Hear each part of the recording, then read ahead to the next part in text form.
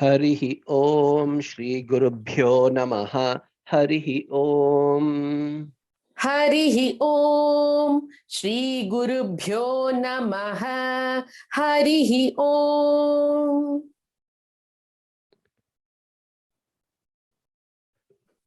ओम पार्थाय प्रतिबोधितां भगवता नारायणेन स्वयं।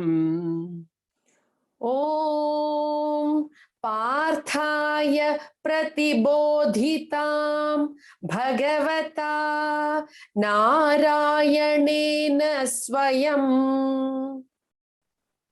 ओम पार्थाय प्रतिबोधितां भगवता नारायणेन स्वयं। व्यासेन ग्रथितां पुराणमुनिना मध्ये महाभारतम्। व्यासेन ग्रथितां पुराणमुनिना मध्ये महाभारतम्। व्यासेन ग्रथितां पुराणमुनिना मध्ये महाभारतम्। अद्वैतामृतवर्षिणीं भगवतीम् अष्टादशाध्यायिनीम् अद्वैतामृतवर्षिणीं भगवतीम् अष्टादशाध्यायिनीम्। अद्वैतामृतवर्षिणीं भगवतीम् अष्टादशाध्यायिनीम्। अम्ब त्वामनुसन्दधामि भगवद्गीते भवद्वेषिणीम्। अम्ब त्वामनुसन्दधामि भगवद्गीते भवद्वेषिणीम्। अम्ब त्वाम् अनुसन्दधामि भगवद्गीते भवद्वेषिणीम्। नमोऽस्तु ते व्यासविशालबुद्धे नमोऽस्तु ते व्यासविशालबुद्धे। नमोऽस्तु ते व्यासविशालबुद्धे।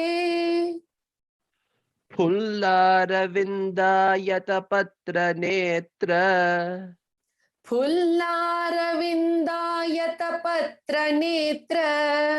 फुल्लारविन्दायतपत्रनेत्र।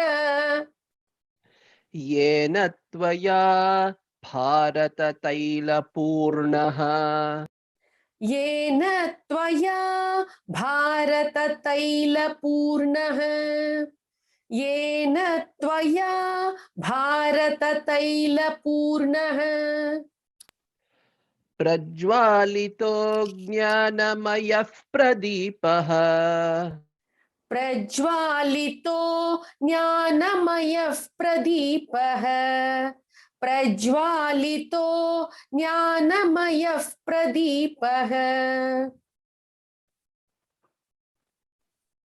प्रपन्नपारिजाताय स्तोत्रवेत्रैकपाणये प्रपन्नपारिजाताय स्तोत्रवेत्रैकपाणये। प्रपन्नपारिजाताय स्तोत्रवेत्रैकपाणये।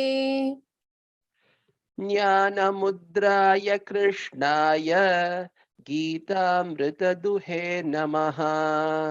ज्ञानमुद्राय कृष्णाय गीतामृतदुहे नमः। ज्ञानमुद्राय कृष्णाय गीतामृतदुहे नमः। सर्वोपनिषदो गावः दोग्धा गोपालनन्दनः सर्वोपनिषदो गावः दोग्धा गोपालनन्दनः सर्वोपनिषदो गावः दोग्धा गोपालनन्दनः पार्थो वत्सः सुधीर्भोक्ता दुग्धं गीतामृतं महत् पार्थो वत्सः सुधीर्भोक्ता दुग्धं गीतामृतं महत् पार्थो वत्सः सुधीर्भोक्ता दुग्धं गीतामृतं महत्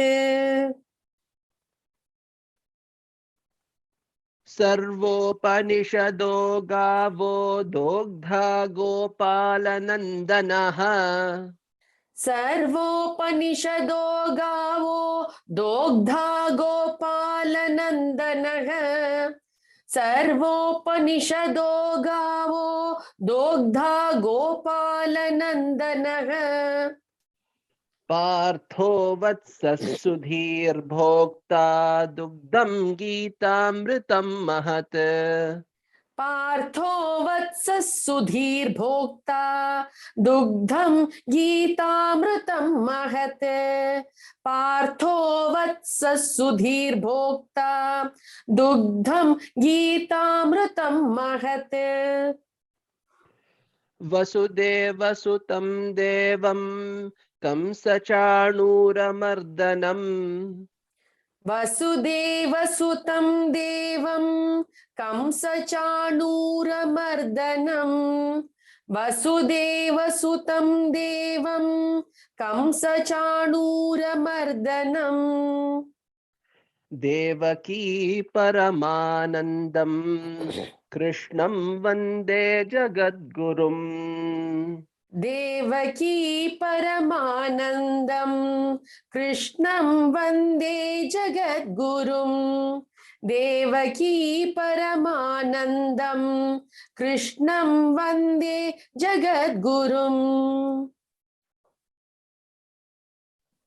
भीष्मद्रोणतटा जयद्रथजला गान्धारनीलोत्पला भीष्मद्रोणतटा जयद्रथजला गान्धारनीलोत्पला भीष्मद्रोणतटा जयद्रथजला गान्धारनीलोत्पला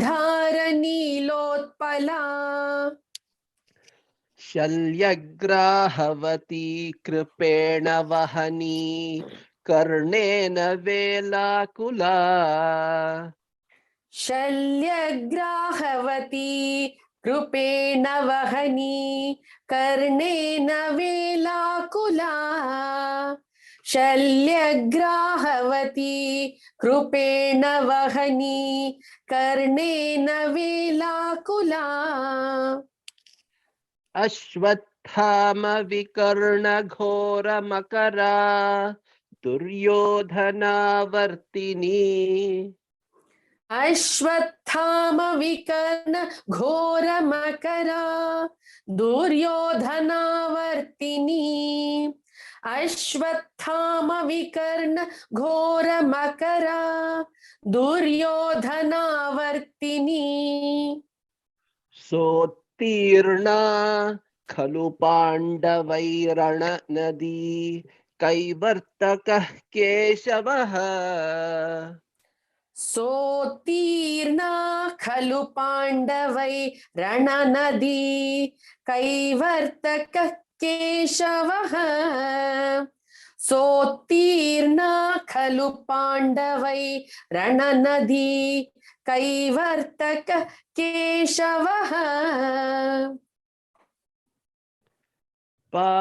पाराशर्यवचः सरोजममलम् गीतार्थगन्धोत्कटम् पाराशर्यवचः सरोजममलम् गीतार्थगन्धोत्कटम् पाराशर्यवचः सरोजममलम् गीतार्थगन्धोत्कटम् नानाख्यानककेसरं हरिकथा संबोधना बोधितम् नानाख्यानककेसरं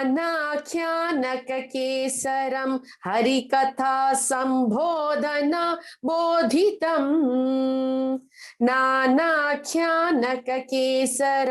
हरिकथा संबोधना बोधितम् लोके सज्जन षट्पदैरहरहः पेपीयमानं मुदा लोके सज्जन षट्पदैरहरहः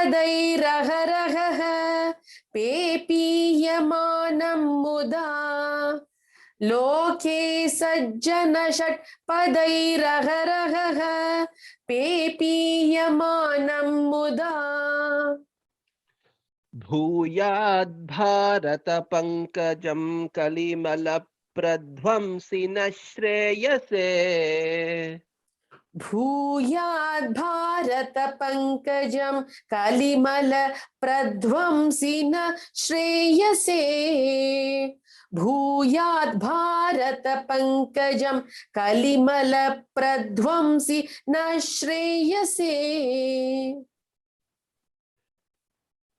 मूकं करोति वाचालं पंगुं लंघयते गिरिम् मूकं करोति वाचालं पंगुं लंघयते गिरिम् मूकं करोति वाचालं पंगुं लंघयते गिरिम् यत्कृपातमहं वन्दे परमानन्दमाधवम् यत्कृपातमहं वन्दे परमानन्दमाधवम् यत्कृपातमहं वन्दे परमानन्दमाधवम्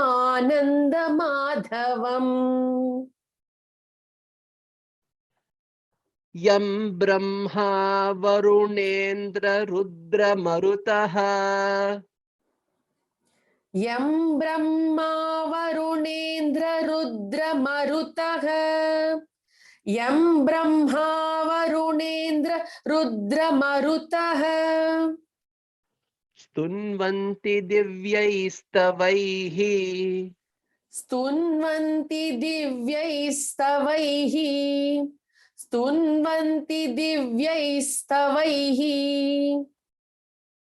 वेदैः साङ्गपदक्रमोपनिषदैः वेदैः साङ्गपदक्रमोपनिषदैः वेदैः साङ्गपदक्रमोपनिषदैः